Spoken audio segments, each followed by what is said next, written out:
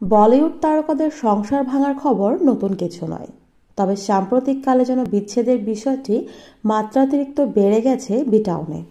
আজ এক তারকার সংসার ভাঙছে তো কাল অন্য কারো।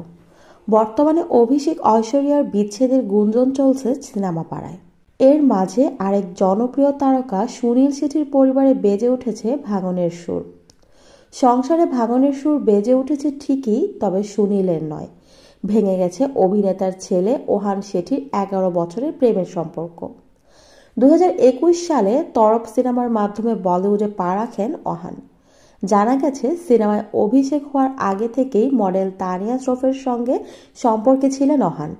দুজনে একই স্কুলে পড়তেন, আর সেখান থেকেই ভালোবাসার সম্পর্কে পরিণত হয় তাদের বন্ধুত্ব।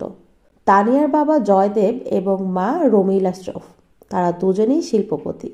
পারিবারিক সূত্রে জন্ম থেকেই কোটিপতি তানিয়া। ফ্যাশন ডিজাইনিং নিয়ে পড়াশোনা করছেন তানিয়া, আর এ কারণেই প্রায়ই বিশ্বের বিভিন্ন নামি দামি ফ্যাশন অনুষ্ঠানগুলোতে দেখা যায় এই মডেলকে। মেয়ের বিয়ের অনুষ্ঠানে সুনীল নিজে তার মেয়ের জামাই, ছেলে ও তার প্রেমিকাকে নিয়ে বলেছিলেন, ওরা আমার সন্তান, আমার ভালোবাসা। তবে বছর শেষ হতেই সম্পর্কে ইতি টানলেন ওহান তানিয়া। কিন্তু কী কারণে তাদের এত বছরের সম্পর্ক ভেঙে গেল, সে বিষয়ে এখনও নীরব শেঠি পরিবার।